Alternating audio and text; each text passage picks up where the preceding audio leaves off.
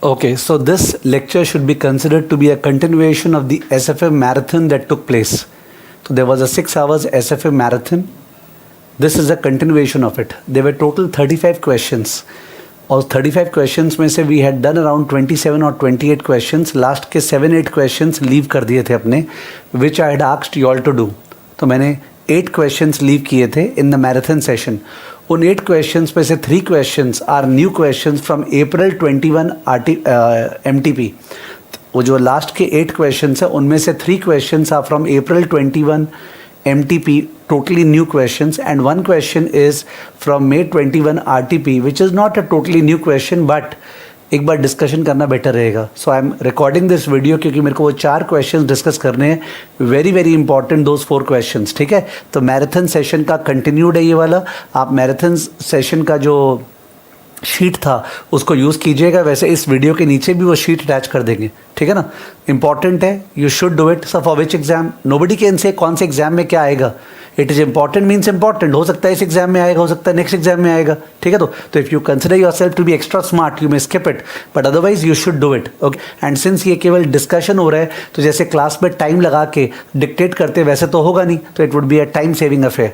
Okay, so listen carefully. There is something called non-deliverable forward contract. Non-deliverable forward contract, NDF. Class में specifically इस नाम से कराया हुआ नहीं है. Non deliverable forward contract class में स्पेसिफिकली इस नाम से कराया हुआ नहीं है, पर ये जरूर बताया हुआ है मेरी सारी क्लासेस में कि अपने डेरिवेटिव को बेटिंग समझते हैं ना, बेटिंग. ओके, शर्त लगा रहे हैं तो अकॉर्डिंगली शर्त जो जीता उसको डिफरेंस मिलेगा, शर्त जो हारा उसको डिफरेंस देना पड़ेगा.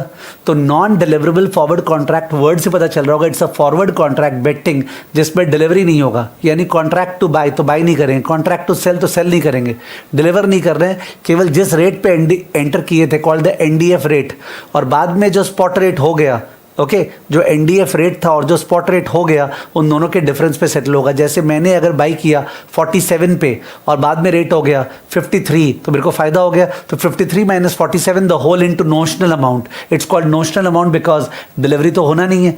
तो non deliverable forward contract typical student को कुछ नया लगेगा नहीं, लगेगा सर ने तो सिखाया था या तो फिजिकल सेटलमेंट होता है और या फिर कैश सेटलमेंट होता है. तो ये कैश सेटलमेंट होता है. ये करेंसी मार्केट में बहुत पॉपुलर है, खासकर इंडिया में. ओके, INR में NDF फॉरवर्ड कॉन्ट्रैक्ट बहुत ज़्यादा होता है जो सिंगापुर ये सब में सेटल होता है. उसके अलावा ये कमोडिटी मार्केट में भी होता है NDF फॉरवर्ड कॉन्ट्रैक्ट. ठीक है, तो इसको ऑफशोर बोलते हैं बिकॉज जिस इलिक्विड करेंसी का बात करें उस कंट्री के बाहर सेटल होगा. तो it's an offshore cash settled short term forward contract. Okay, that's an NDF forward contract. But basically आपको कुछ नया नहीं लगे तो कुछ नया नहीं लगना है, आपको सिंपली ध्यान रखना है कि इसमें कैश सेटलमेंट होगा और यूजुअली सेटलमेंट US डॉलर में होता है. किस में होता है? US डॉलर में. ठीक है, चलिए अब सीधा सम पे आते हैं. सीधा सम पे आते हैं. जस्ट 1 सेकेंड, मैं स्क्रीन खोल रहा हूँ और मेरा इमेज विजिबल नहीं होगा. ठीक है ना. Okay, so this is the sum. ये क्वेश्चन नंबर 35 है. मैराथन वाली शीट का क्वेश्चन नंबर 35 है. वो शीट अटैच होगी इस वीडियो के साथ. और वैसे ही आपको April 21 का MTP में मिल जाएगा. April 21 का MTP. Okay, if you don't want to access the sheet तो April 21 का MTP. Okay, so in this question let's see. On 1st Feb 2020 XYZ, a laptop manufacturer, imported a particular type of memory chips from South Korea. Import किए. The payment is due in 1 month from the date of invoice. तो 1st मार्च को payment है, 1st Feb को खड़े हैं. Amounting to 1190 million South Korean won. SKW पे करना है. तो SKW बढ़ने का डर, SKW बढ़ने का डर. Following spot exchange rates on 1st Feb are quoted in 2 different markets. तो अपने को दिया हुआ है USD INR, USD SKW. तो पहला तो INR दिया, इससे समझ में आया. इसका मतलब ये जो XYZ है ये इंडियन कंपनी है, इसने लैपटॉप इंपोर्ट किया साउथ कोरिया से, पे करना है 1190 साउथ कोरियन वॉन. यानी अपने को देखा जाए तो रुपी पर SKW रेट चाहिए, रुपी पर SKW का रेट चाहिए कि SKW बाई करना है 1190, SKW फॉरवर्ड बाई करना है 1 मंथ फॉरवर्ड. ठीक है, काश वो बाई कर ले तो उस केस में हेज हो गए. 1190 SKW पे करना है तो बाई करना है, SKW बढ़ने का डर। तो अपने को जो रेट्स दिया हुआ है USD INR इन मुंबई, आपको दिख रहा है चुपकी, साफ साफ चुपकी दिख रहा होगा, ये दिख रहा है 75 75.5, ये तो USD का रेट है, जबकि रेट दिया हुआ है USD INR। तो इन दैट केस एक्चुअली ये रेट क्या है, रुपी पर USD, और नेक्स्ट वाला रेट क्या है, SKW पर USD। ये रेट है रुपी पर USD और नेक्स्ट वाला रेट है SKW पर USD। पर ये तो स्पॉट रेट है, स्पॉट रेट, और अपना पेमेंट कब है, 1 महीने बाद है। ये तो स्पॉट रेट है, अपना पेमेंट 1 महीने बाद है, एक बार इसका कुछ नहीं करते। वैसे समझ में आ रहा है, अगर क्रॉस रेट निकालना हुआ तो ईजिली निकल सकता है। एक बार दिखा देता हूँ, जब अपने इसको कॉपी करेंगे तो कॉपी इस तरह से करेंगे ना, रुपी पर डॉलर और फिर दिया हुआ है SKW पर डॉलर, ठीक है ना, से लिख रहा हूँ ABCD। तो जाहिर है अगर आपको आस्क रेट निकालना है रुपी पर SKW तो B डिवाइडेड बाई C होगा ना, B डिवाइडेड बाई C, तो रुपी पर SKW आस्क रेट निकल जाएगा, आस्क बाय बिड, ठीक है। पर वो क्यों निकाले, बिकॉज ये तो स्पॉट रेट है और हमको तो फॉरवर्ड रेट चाहिए, ठीक है। आगे देख रहे हैं, आगे दिया हुआ है since hedging of foreign exchange risk was part of the company's strategic policy and no contract for hedging in SKW was available. तो कंपनी का पॉलिसी है कि कंपनी हेज करके रखता है। जो लोग रिस्क मैनेजमेंट कर रहे हैं उन लोगों को पता है कि कंपनी का पॉलिसी होना चाहिए कि उन लोग को फुल हेज करना है कि पार्शियल हेज करना है कि नो हेज करना है। तो कंपनी का स्ट्रैटेजिक पॉलिसी है, वो लोग हमेशा हेज करते हैं। पर SKW का फॉरवर्ड कॉन्ट्रैक्ट इंडिया में अवेलेबल नहीं है, in the onshore market India में अवेलेबल नहीं है। It approached an offshore non deliverable forward market for hedging the same risk, ठीक है। चलो ऑफशोर में गया। इन NDF market a dealer quoted 1 month USD SKW at 1190 1190.5। याद है ये तो चुपकी है, गुगली है, तो गुगली है तो ये रेट्स क्या रीड करे, SKW पर USD। मैं फिर से लिख रहा हूं, तो 1 मंथ 1 मंथ फॉरवर्ड SKW पर USD है, okay.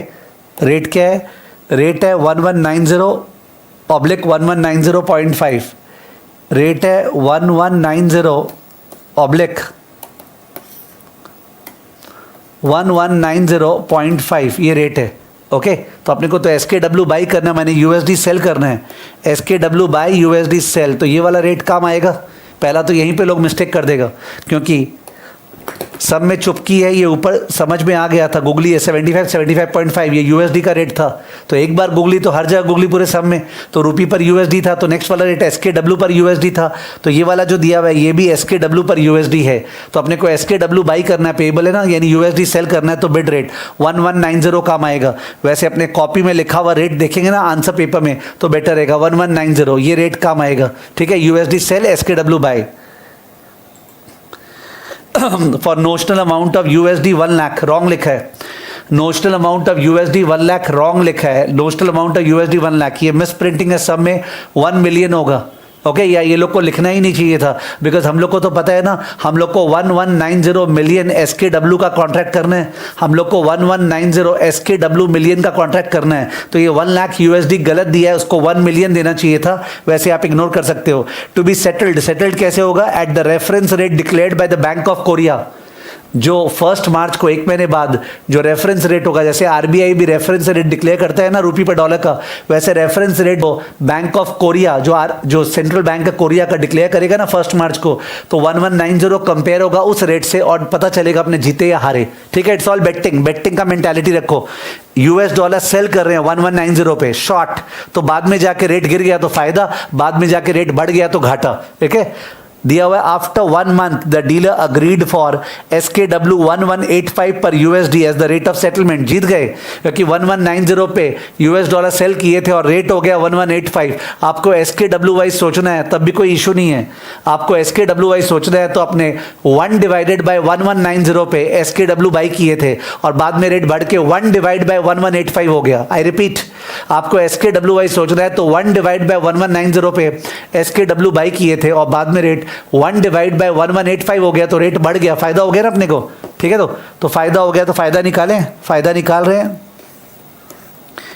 Profit on NDF, profit on NDF is equal to 1190 notional principal है SKW, तो SKW वाइज सोचना है। बाद में SKW का रेट हो गया 1185 और पहले कॉन्ट्रैक्ट किए थे 1190 पे, ठीक है। तो ओके, SKW के टर्म्स में लिखा है मैंने, वो डॉलर का रेट था, तो 1190 मिलियन पे ये फायदा हुआ है। ये फायदा आप लोग निकालिए, मैं निकाल रहा हूं एक बार।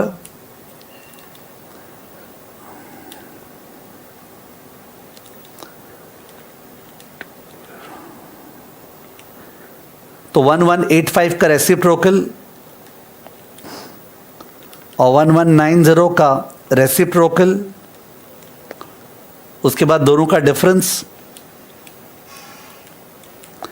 मल्टीप्लाइड बाय 1190 इक्वल टू, मैं खुले फॉर्म में निकाल रहा हूं, खुले फॉर्म में 4219.41 डॉलर्स, ये आ रहा है फायदा घाटा डॉलर्स में, डॉलर्स 4219 अप्रॉक्स, ठीक है। एनडीएफ डॉलर्स में सेटल होता है, आपको आंसर डॉलर में निकालना चाहिए, तो मैंने डॉलर में निकाला है। तो एसकेडब्ल्यू को फॉरवर्ड बाई किए थे, एसकेडब्ल्यू को फॉरवर्ड बाई किए थे 1/1190 पे, और बाद में रेट बढ़ के 1/1185 हो गया, तो फायदा हो गया, फायदा हुआ है 4219 डॉलर्स। नॉन डिलीवरेबल फॉरवर्ड है, इतना फायदा हुआ। ओके, इतना फायदा कब हुआ? 1 मार्च को, 1 मार्च को इतना फायदा हुआ। और ध्यान रखिएगा, अपने को 1 मार्च को पे करना है पार्टी को, अपने को पार्टी को पे करना है, अपने इंडियन कंपनी अपने को पार्टी को पे करना है। तो पार्टी को जो 1190 मिलियन साउथ कोरियन वॉन पे करना है, वो स्पॉट बाई करके पे करेंगे 1 मार्च को, ठीक है। एक बार आगे चलता हूं, क्या लिखा हुआ है, आफ्टर 1 मंथ 1 मार्च, ये तो हो गया। और उसके अलावा बाजार में स्पॉट रेट क्या है, फिर से रूपी पर डॉलर और एसकेडब्ल्यू पर डॉलर, ठीक है, Mumbai New York. Analyse the position of the company under each of the following cases comparing with the spot position on 1 Feb. तो आंसर देते समय अपने को 1 फेब का जो स्पॉट रेट था ना, उससे कंपेयर करना है और प्रॉफिट या लॉस बताना है। ऑल्दो 1 फेब का स्पॉट रेट काम का नहीं होता है, ऑल्दो 1 फेब का स्पॉट रेट काम का नहीं होता, बिकॉज 1 फेब को तो पेबल था ही नहीं, पेबल तो अपना 1 मार्च को था, तो 1 फेब का स्पॉट रेट पे क्या मतलब है। पर सब में बोला नहीं, आपको 1 फेब का जो स्पॉट रेट है, जो लोग मेरे से क्लासेस लिए पता होगा, मैं इस टाइप के सम को S0 स्टार बोलता था, जहां पे शुरू का स्पॉट रेट से जबरदस्ती कंपेयर करना है। तो S0 स्टार टाइप हो गया वो, कि शुरू का स्पॉट रेट से कंपेयर करना है। ओके, क्या कंपेयर करना है? 2 options, number 1 do nothing, number 2 option for NDF contract. अगर कुछ नहीं करते तो, कुछ नहीं करते तो सॉरी दिखा दूं ना स्क्रीन पे, जस्ट 1 सेकेंड। हाँ, अगर कुछ नहीं करते डू नथिंग, तो अपने सीधा 1 मार्च को बाई करेंगे, और एनडीएफ करेंगे तो भी 1 मार्च को बाई करेंगे, पर एनडीएफ को काटने में फायदा घाटा होगा ना। कुछ नहीं करेंगे तो सीधा 1 मार्च को बाई करेंगे, तो 1 फेब के मुकाबले कितना ज्यादा कमती लगा प्रॉफिट लॉस निकालना है। और अगर एनडीएफ करेंगे तो भी 1 मार्च को बाई करेंगे, पर एनडीएफ में भी तो प्रॉफिट लॉस होगा, वो टोटल निकालना है, ठीक है। तो वो निकालने के लिए अपने एक काम करें, पहले 1 फेब का निकाल लें, 1 फेब का रूपी पर एसकेडब्ल्यू आस्क रेट क्या है, निकाल रहा हूं मैं। 1 फेब का आस्क रेट क्या है, तो वो है 75.5 डिवाइड बाय 1190, 75.5 डिवाइड बाय 1190 निकाल रहा हूं मैं। 75.5 divide by 1190 equal to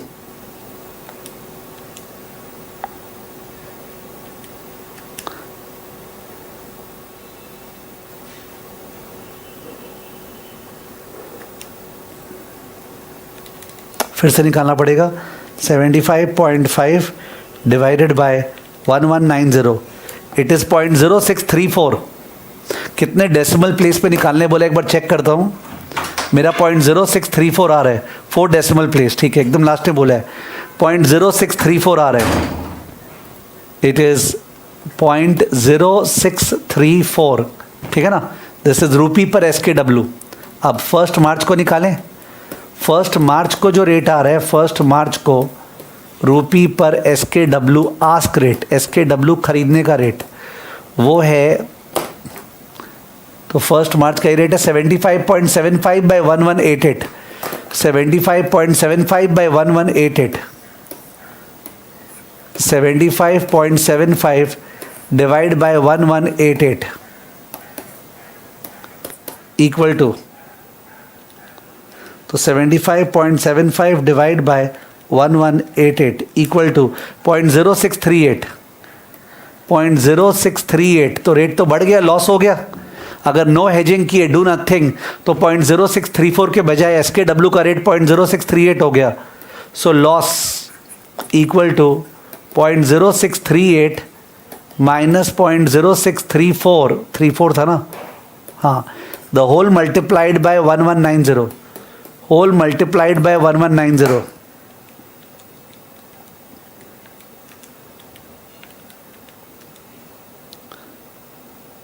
millions में कर ले क्या? ठीक है. तो खुले फॉर्म में अपने को जो वो हुआ है ना लॉस, वो हुआ है 431525, ये लॉस हुआ है. इतना रुपया का लॉस हुआ है, इतना रुपया का लॉस. अगर डू नथिंग में इतना रुपया का लॉस है तो सिंपल सम है, इसमें तो कोई बात ही नहीं है. क्रॉस रेट निकाले कौन नहीं कर सकता. फर्स्ट फेब का क्या रेट था, फर्स्ट मार्च का क्या रेट है, difference multiplied by the amount था, इसमें तो कोई बात ही नहीं है. अब एनडीएफ जो है, एनडीएफ वाला है, उसमें भी अपने फर्स्ट मार्च को बाई करेंगे. तो फर्स्ट मार्च को बाई करेंगे, बाय ऑन फर्स्ट मार्च बाजार से स्पॉट.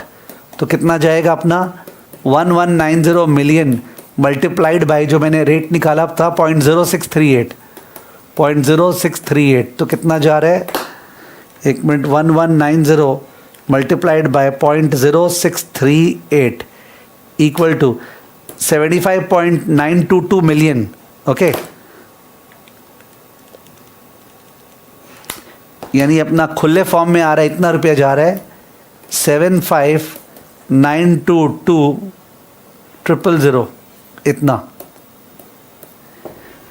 ये रुपी आउटफ्लो है 75922000, ये रुपी आउटफ्लो फर्स्ट मार्च को जाएगा. पर less profit on NDF, profit on NDF. तो प्रॉफिट ऑन एनडीएफ अपने को कितना हुआ था, प्रॉफिट ऑन एनडीएफ मैंने निकाला था यहाँ पे, प्रॉफिट ऑन एनडीएफ $4219 हुआ था. तो उसको रुपया में चेंज करेंगे. Profit on NDF dollars 4219 equal to $4219 को स्पॉट बेच रहा हूँ, $4219 को स्पॉट बेच रहा हूँ फर्स्ट मार्च को.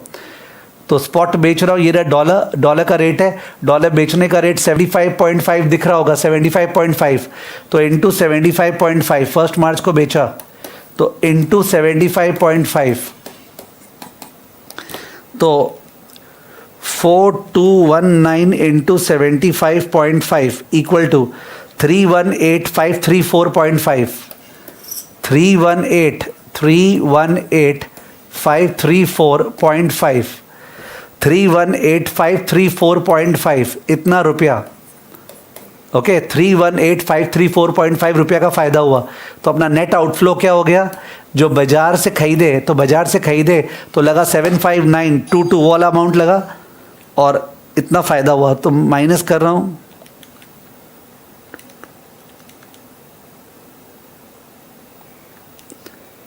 तो 75603465, ये आ रहा है आउटफ्लो 75603465, ये रुपी आउटफ्लो है एनडीएफ के हेजिंग में. पर अगर फर्स्ट फेब को करते, फर्स्ट फेब को, तो आउटफ्लो क्या होता, फर्स्ट फेब का स्पॉट रेट के मुकाबले आउटफ्लो क्या होता, तब आउटफ्लो होता 1190 million multiplied by 0.0634, 1190 million multiplied by 0.0634.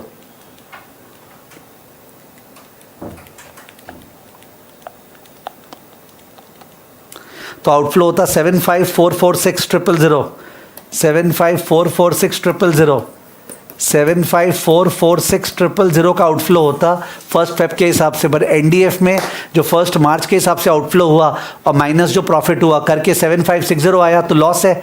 तो लॉस है, ओवरऑल लॉस है. लॉस अगर एनडीएफ कर रहे तो भी लॉस है. लॉस कितना है, लॉस कितना है, लॉस निकाल रहा हूँ, -75603465, लॉस है 157465, 157465, 157465.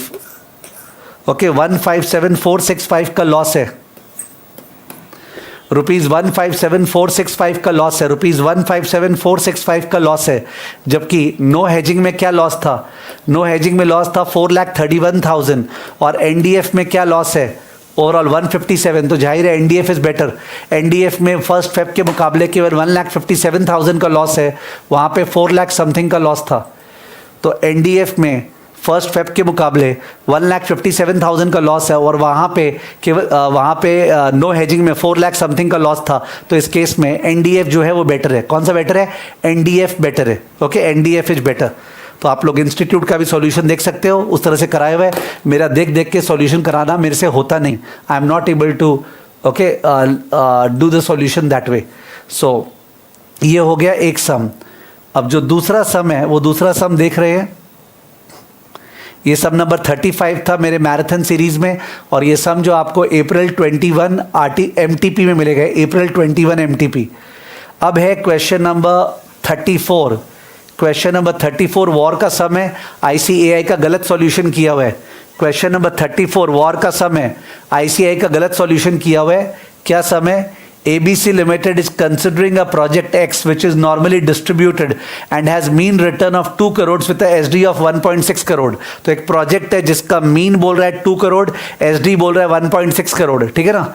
In case ABC loses on any project more than 1 crore, 1 crore से ऊपर का लॉस हुआ, loss, there will be financial difficulties। तो 1 करोड़ से ऊपर का लॉस बर्दाश्त नहीं है। Determine the probability that the company will be in financial difficulty। तो ये दिया हुआ है Z टेबल। ओके, अपने को Z टेबल दिया हुआ है। Z टेबल है standard normal distribution, area between mean and Z, area between mean and Z के बीच का एरिया। मैं बताऊंगा ये अलग एरिया है। अपने को जो Z टेबल दिया रहता है नॉर्मल डिस्ट्रीब्यूशन का बुक में, वो तो एरिया इन वन टेल होता है ना, area in one tail left और राइट। ये area between 0 and Z, between 0 and Z, ठीक है। ओके, तो डिस्कस करते हैं। एक्चुअली ये सब नॉर्मल डिस्ट्रीब्यूशन का सम हो गया, इसीलिए बिल्डिंग ब्लॉक का क्लास इतना इंपॉर्टेंट होता है, जहाँ पे बेसिक नॉर्मल डिस्ट्रीब्यूशन ये सब कराया हुआ है, ठीक है। देखिए, तो ये बोल रहा है कि x scale Z scale, x scale Z scale. अब अपना जो मीन है दैट इज 2 करोड़, जो एसडी है 1.6 करोड़। अपने को 1 करोड़ से ज़्यादा नुकसान नहीं होना चाहिए। तो यहाँ पे 2 करोड़ है, तो -1 इधर होगा, नुकसान है, तो -1 करोड़ इज द नुकसान। आपने को ये वाला प्रोबेबिलिटी निकालना है। जिसने नॉर्मल डिस्ट्रीब्यूशन किया उसके लिए तो बहुत ही आसान है। तो अपने पहले इसका Z निकालेंगे, Z। तो Z का फॉर्मूला आपको आता होगा, Z equal to X minus mu by sigma. Z equal to X minus mu by sigma, यानी -1 -2 डिवाइड बाई 1.6। ओके, यानी 3 by 1.6, 3 divided by 1.6, it's coming to -1.875, -1.875। इसका मतलब आपको दिख रहा है, ये जो है -1.875 है, दिस इज -1.875। तो अपने को Z टेबल से -1.875 के लेफ्ट का प्रोबेबिलिटी निकालना है।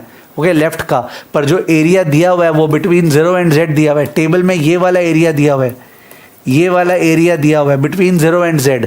तो आपको पता है ये पूरा एरिया 50% होता है ना, ये एरिया पूरा 50% होता है। तो 50% में से वो वाला ब्लू वाला पोर्शन लेस करेंगे तो आएगा, ठीक है ना। मैं एक बार फिर से समझा दे रहा हूँ। सबको पता है टोटल एरिया यानी टोटल प्रोबेबिलिटी 100% होता है। तो जाहिर है ये पूरा एरिया क्या है, 50% है, ठीक है। इस पूरे एरिया में से अगर अपने ये लेस करेंगे ये, तभी तो टेल वाला आएगा। तो इन दैट केस 1.875 का पहले देखते हैं। तो टेबल में देखें क्या दिया हुआ है, 1.87 का दिया, 1.88 का दिया हुआ है। तो 1.87 का 0.4693 है, 1.88 का 0.4699 है। तो एवरेज क्या आ गया, 0.4696। एवरेज आ गया 0.4696। तो ये 0.4696 हो गया। ये वाला पार्ट 0.4696 है। इंस्टीट्यूट ने भूल के यही आंसर दे दिया है, पर ये लेफ्ट का प्रोबेबिलिटी थोड़ी है, ये तो एरिया बिटवीन 0 एंड Z है। तो करेक्ट आंसर होगा ये वाला, विच इज़ 0.5 माइनस 0.4696, यानी क्या 0.0304 आंसर, 3.04% आंसर, 3.04% आंसर है, 3.04% आंसर, ठीक है, 3.04% आंसर है, 3.04%। ओके, नेक्स्ट क्वेश्चन में आते हैं। फटाफट जाने का बात ही नहीं है, कोई बोलेगा साहब फटाफट चल रहे हैं, ठीक है। ये सब मैराथन क्लास चल रही है, इसमें ही फटाफट नहीं चलेंगे तो किस पे चलेंगे। तो नेक्स्ट सम जो कि अलग टाइप का है वो देख रहा हूं।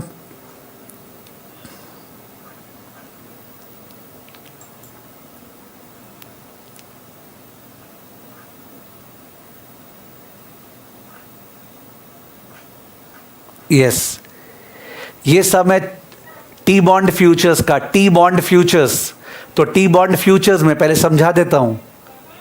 वैसे मेरा जो अपने स्टूडेंट्स के लिए क्लास दिया हुआ है ना, क्लास 6 to 10 सुपर 100 का, जो क्लास 6 to 10 सुपर 100 का दिया हुआ है यूलन ऐप पे, 10 क्लास है सुपर 100 का। क्लास 1 to 5 सबके लिए, क्लास 6 to 10 केवल SSCI स्टूडेंट्स के लिए जो लोग पास्ट में मेरे से क्लास कर रखे हैं, या तो मेरे से या प्रोवाइज के थ्रू मेरे से क्लास कर रखे हैं। तो क्लास 6 to 10 में टी बॉन्ड फ्यूचर्स का मैंने वीडियो डाल रखा है वहाँ पे। एनीवेज आई डोंट नो, तो टी बॉन्ड फ्यूचर्स जो है वो सिलेबस में इंट्रोड्यूस हुआ था। वो टी बॉन्ड के ऊपर, बॉन्ड के ऊपर फ्यूचर्स होता है, पर वो डिलीवरेबल होता है, यानी कि उसमें लास्ट तक सौदा नहीं काटा तो बाद में फिजिकल सेटलमेंट होगा।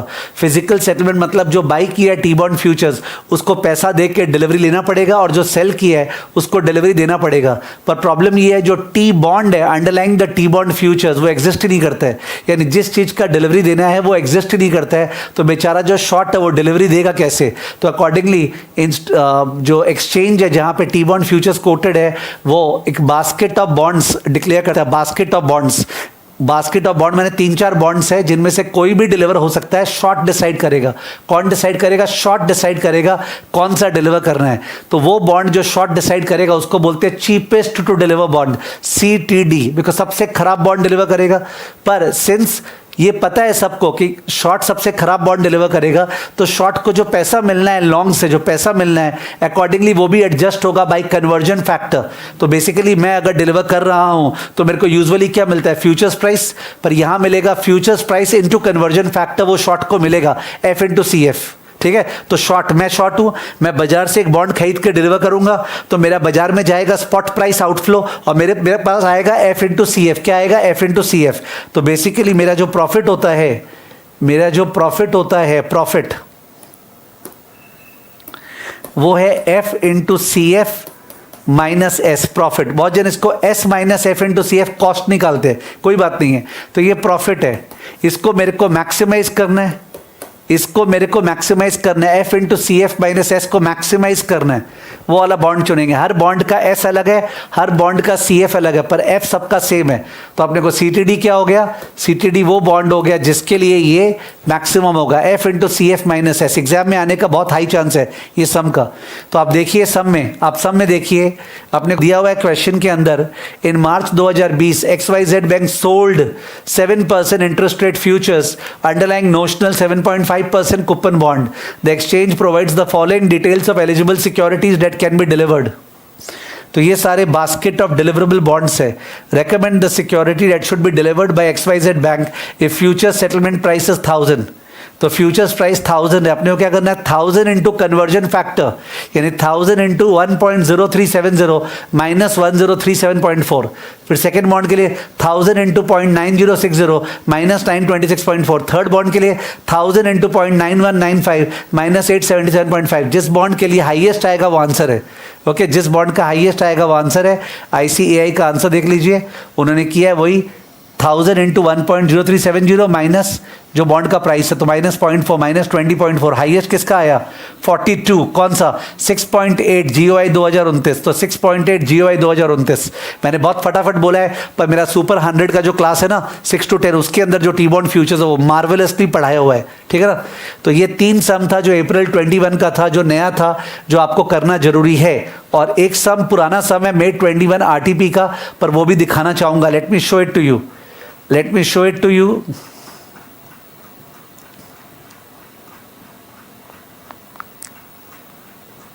यस, तो म्यूचुअल फंड का सम है ये।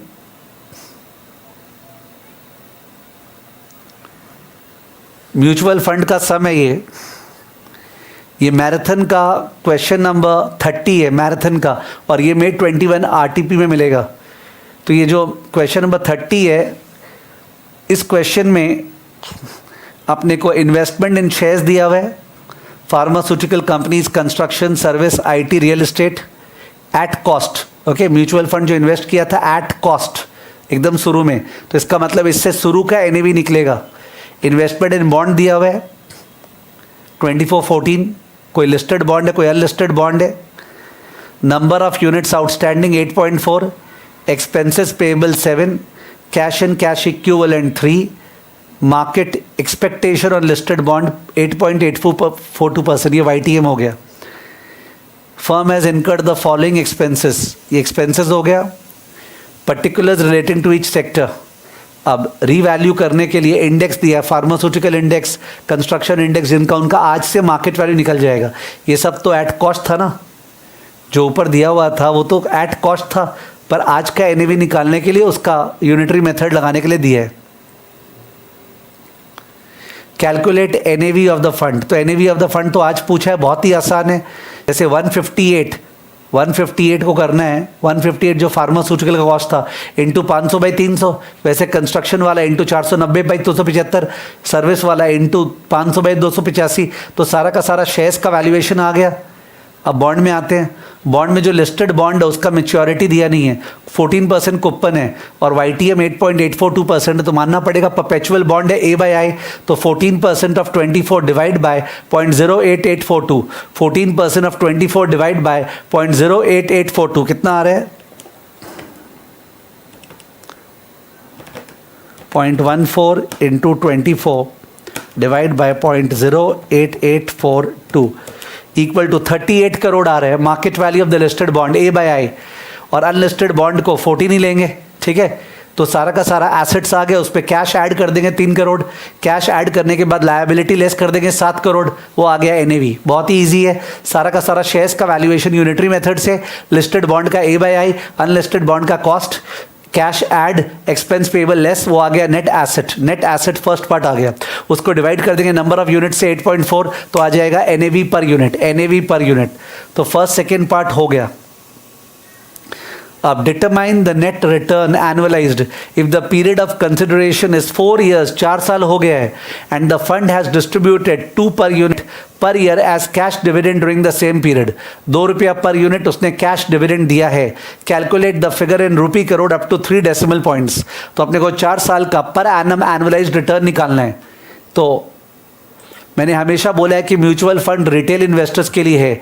इसमें जब 4 साल का रिटर्न निकालते हैं तो आउटफ्लो इक्वल टू इनफ्लो करके IRR नहीं निकालते हैं, इसमें यूनिटरी में माने सिंपल इंटरेस्ट से निकालते हैं। मनी मार्केट में और म्यूचुअल फंड दोनों में रिटेल इन्वेस्टर्स है। 4 साल का रिटर्न के निकाल के डिवाइड बाय 4। आपको वो नहीं सोचना है कि IRR निकालेंगे, 2 रुपया आया फर्स्ट ईयर, 2 रुपया आया सेकेंड ईयर, तो 2/1 + R, 2/1 + R², वैसे नहीं सोचना है। नॉर्मली 2 रुपया 4 बार आया तो 8 रुपया आया, 2 रुपया 4 बार आया तो 8 रुपया आया, और एनएवी में जो चेंज हुआ, तो इनिशियल एनएवी कैसे निकलेगा? जो कॉस्ट दिया हुआ था सारे का सारा, शेयर्स का, बॉन्ड का कॉस्ट, जाहिर है कैश कुछ नहीं मानेंगे, divide by number of units, तो एनएवी निकल जाएगा इनिशियल, बाद का एनएवी निकल गया, दोनों का डिफरेंस निकाले, कैपिटल गेन हो गया। वो डिविडेंड क्या है? 8 रुपया, तो capital gain plus dividend divided by initial NAV into 100, 4 साल का रिटर्न डिवाइड बाय 4, ठीक है ना।